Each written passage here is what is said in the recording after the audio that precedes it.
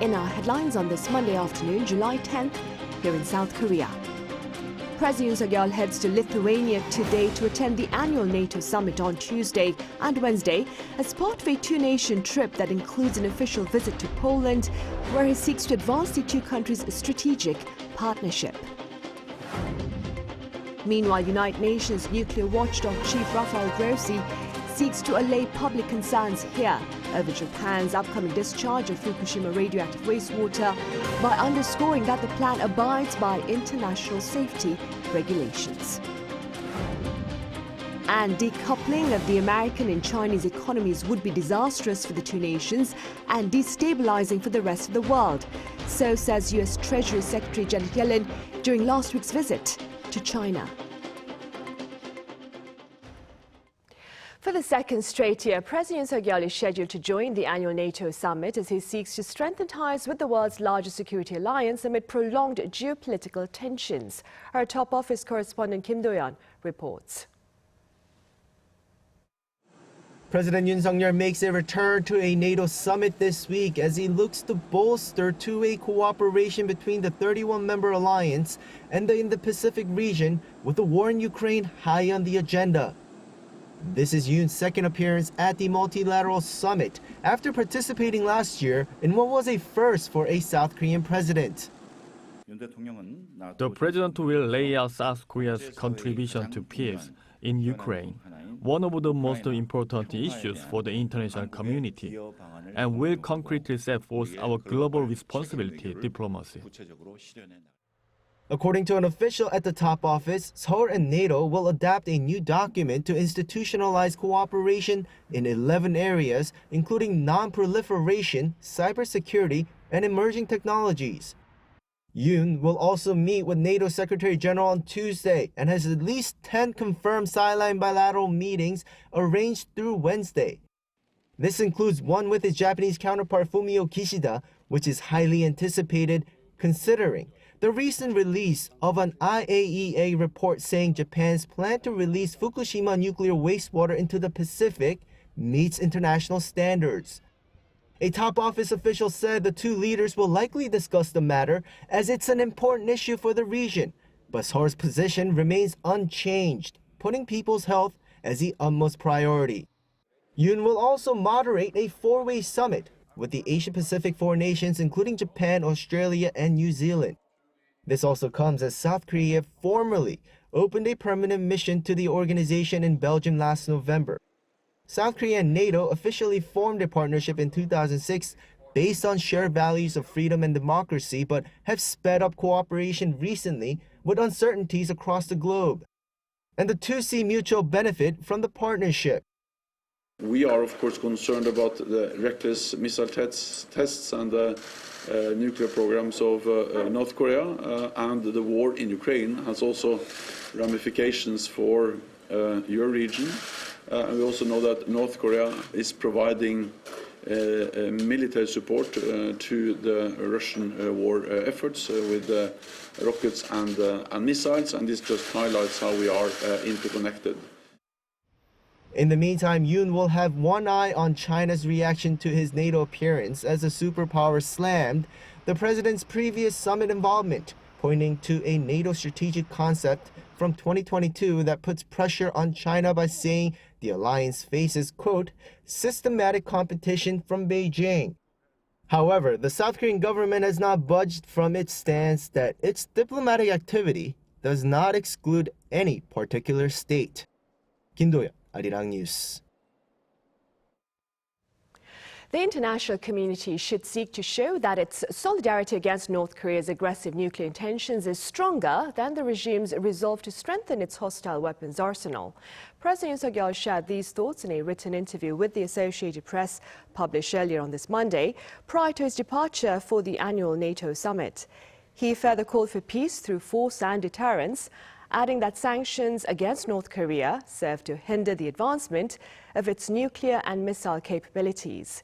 Beyond the peninsula, President Yoon also pledged Korea will play its part in tandem with the global community to protect the interests of Ukraine and to hammer out a plan for post-war restoration of peace and stability in the war-torn country.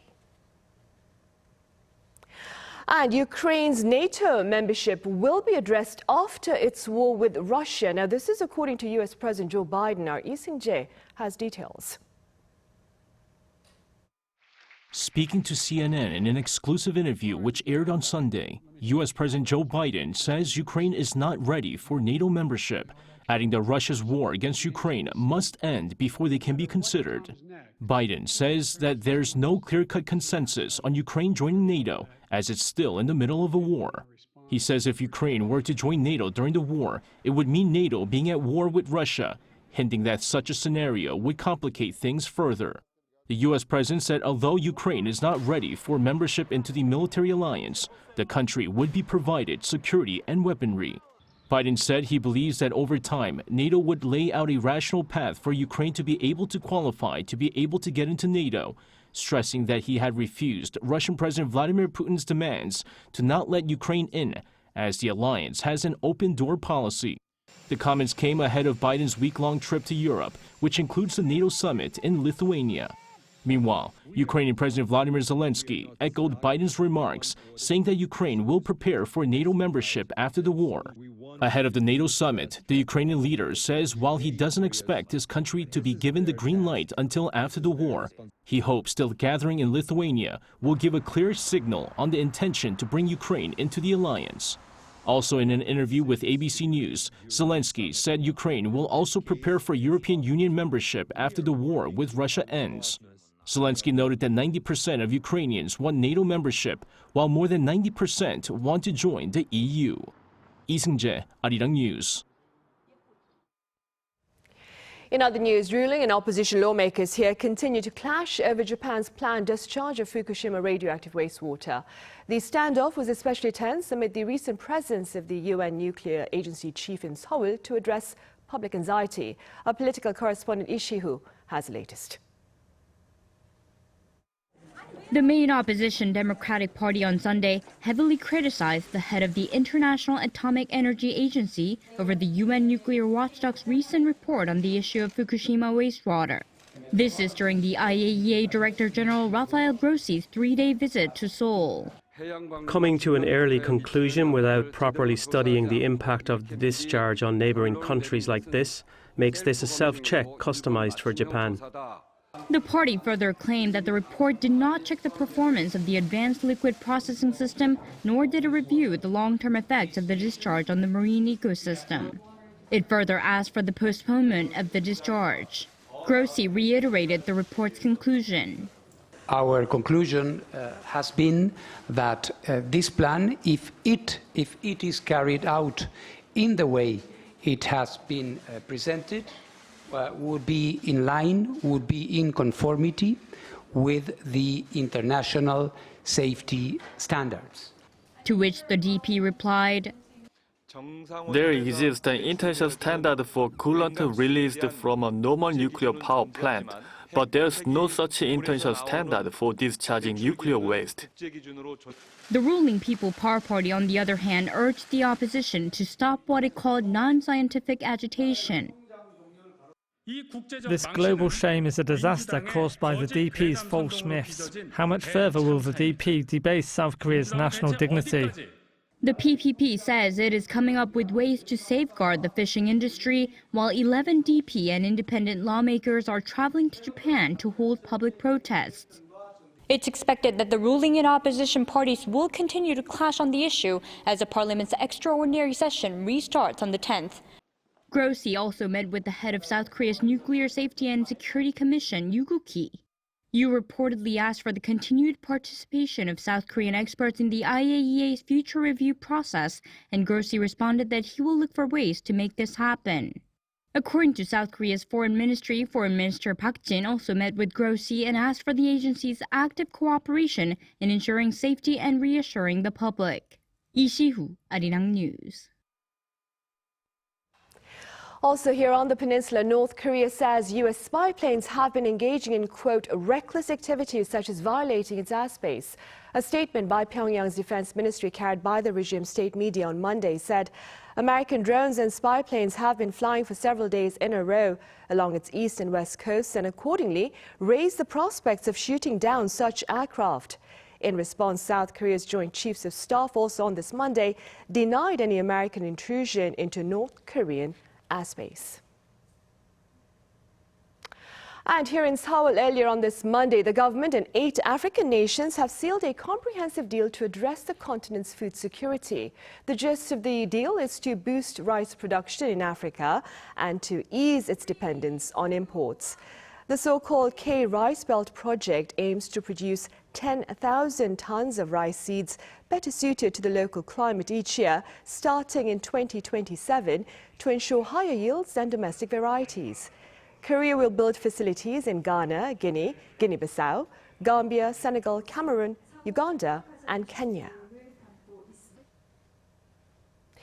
De-risking and not decoupling is the focus of Washington's foreign policy with Beijing. Now, intentions to this end were reiterated by U.S. Treasury Secretary Janet Yellen in China last week. Our Ian Jin reports. U.S. Treasury Secretary Janet Yellen concluded her 4-day visit to Beijing for high-level talks on Sunday as Washington seeks to stabilize relations with China after months of inflamed tensions. Relations between the two countries have been particularly frosty in recent times amid national security issues, including Taiwan, U.S. imposing export bans on advanced technologies, as well as the U.S.'s apparent rallying of advanced economies to counter China's economic coercion. But during her visit to Beijing, Yellen reiterated that the United States is not seeking to decouple from China.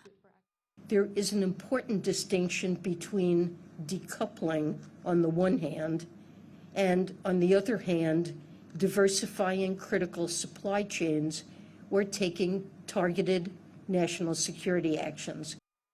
She added that such a decoupling would be disastrous for both countries and destabilizing for the world, and that the world is big enough for both of the world's 2 largest economies to thrive.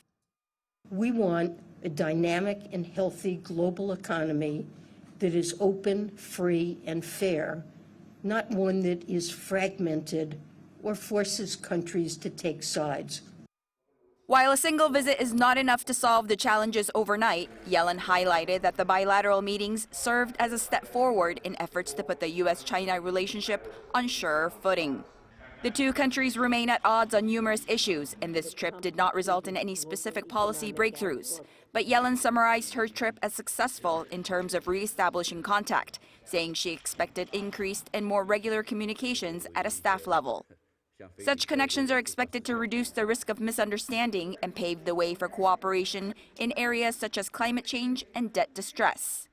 Later this month, U.S. climate envoy John Kerry is scheduled to make a visit to China as the U.S. diplomatic push continues, ahead of a possible meeting between the country's leaders at September's G20 summit in New Delhi or an APEC gathering scheduled for November in San Francisco. Ian Jin, Arirang News.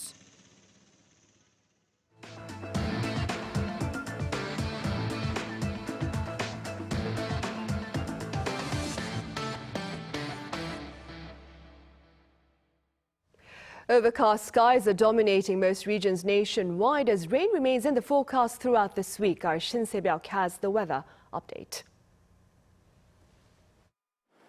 A low-pressure system is bringing widespread rain to South Korea Monday.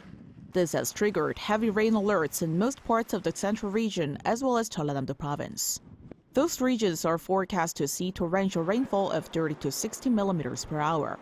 The southern part of Gyeonggi-do province and parts of Gangneung and Chungcheong-do provinces will see more than 100 millimeters on Monday. The central region and Jeju-do Island will receive 20 to 80 millimeters of rain. The Korea Meteorological Administration explains that repeated showers are being caused by an atmospheric trough passing over the Korean peninsula. The KMA advises the public to exercise caution as the rain will be accompanied by strong winds, thunder, and lightning. Also, with the ongoing heavy rainfall, the ground could become weak, posing a risk of flooding, landslides, and collapses at construction sites.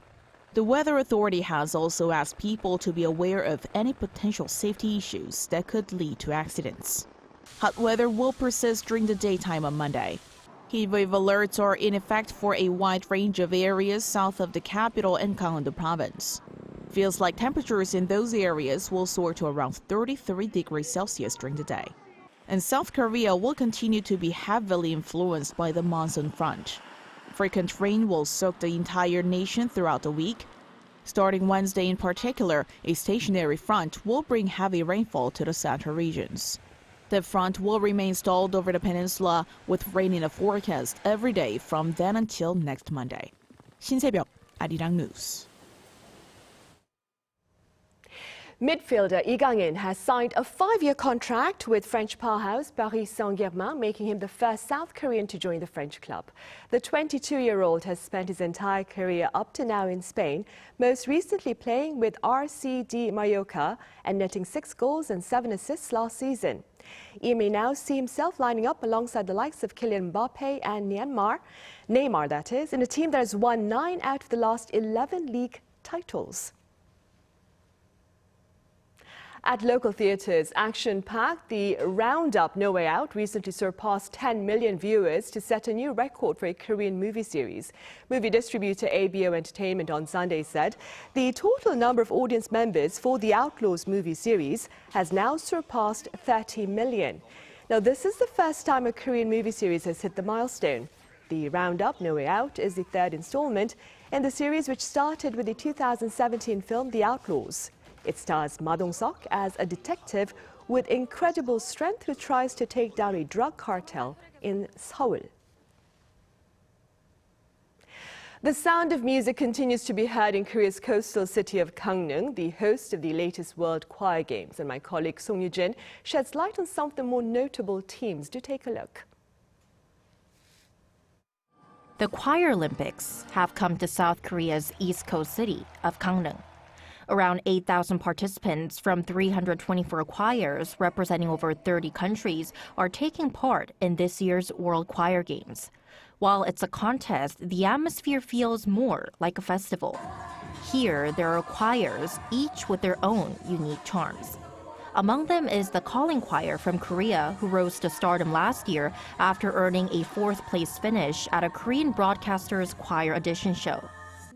When most people think of choirs, they tend to imagine serene and classical music. We wanted to break this stereotype and prove that a choir can perform in any genre. We developed our own style, fusing hip-hop and pop with popping, locking, and walking. And it's not just about competing. The World Choir Games are also about sharing the joys of singing. So throughout the event, choirs from all around the world are holding free concerts across the city, like here at Gyeongpo Beach.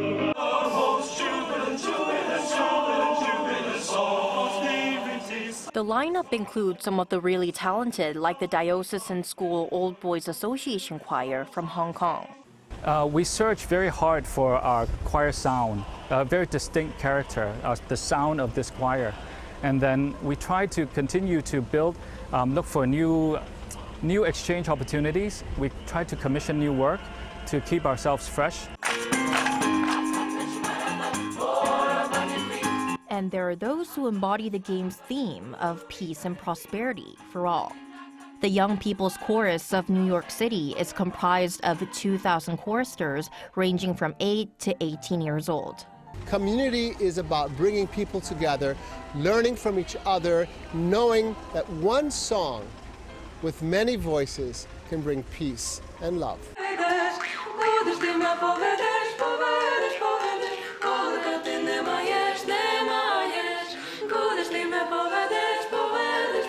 There is also the Wagner Choir from Ukraine.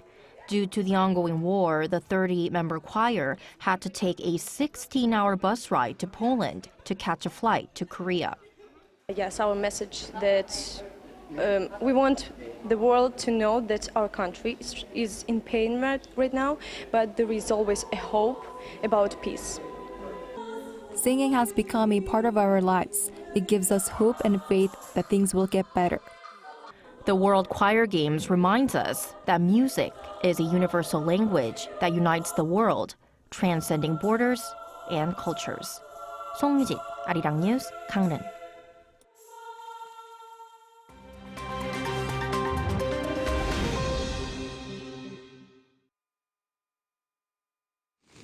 Let's take a look at what's going on in the world now. In France, the government has banned the sale, possession and transport of all fireworks, with an exception for official fireworks displays run by local authorities. Announced Sunday, the ban comes ahead of Bastille Day, the National Day of France, which is celebrated annually on July 14th. The ban will be lifted from July 15th onwards. It follows an almost week-long series of violent riots sparked by the police killing of a 17-year-old during a traffic stop in the Paris suburb of Nanterre. Protesters were seen using fireworks as weapons during the riots, which saw buildings and cars set alight, public transport services restricted, and thousands of people arrested. According to France's Prime Minister, Bastille Day will also see an increased security presence, meant to keep celebrations peaceful. Turning over to the United Kingdom, the BBC suspended a male TV presenter on Sunday after allegations of sexual misconduct. According to claims, the unnamed presenter paid the victim large sums of money to send sexually explicit photos when they were just 17 years old. The victim reportedly used the money to fund a crack cocaine habit. The victim's family lodged a complaint with the BBC in May, but the presenter was not taken off air at the time. The family then went to UK tabloid newspaper The Sun, which first reported the story on Friday. The BBC says it is investigating the matter, but concerns have been raised over the broadcaster's complaints process, as it has been criticized for not correctly handling the case since the start. Latvia has sworn in the first openly gay president in the European Union.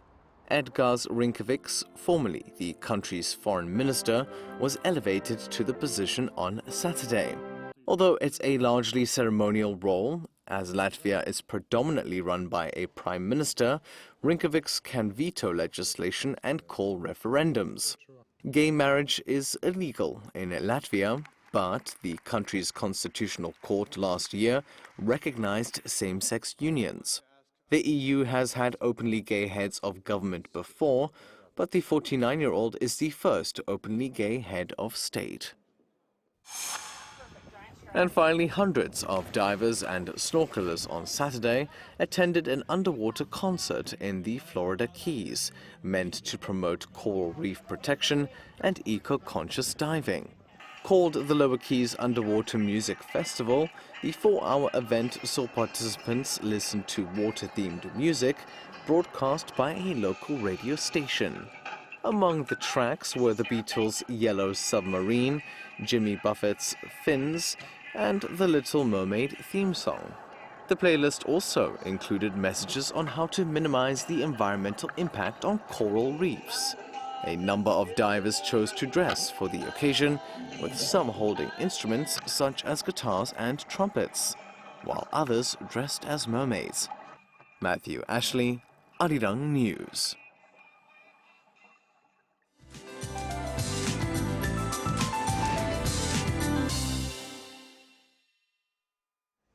Good afternoon. The new week starts off with wild weather again. Central regions and the west coast along Jeollado provinces are getting heavier showers.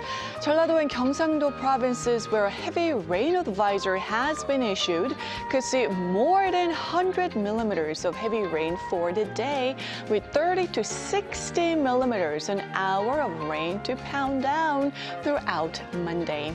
Meanwhile, heat wave advisories are also in place for most of the southern regions, despite the massive rainfall, with the east coast of Gangwon-do and parts of the south having a tropical night overnight. Central regions will see highs in the upper 20s, but down south are seeing highs in the 30s. Hot and humid conditions are expected for most of the southern regions today. And please brace for a wet week. We have frequent rain in the forecast all through the week. A torrential amount of rain will pick up from Wednesday in central areas, so try to keep up to date with the latest weather forecast for your safety. That's Korea for you, and here's a look at the international weather conditions.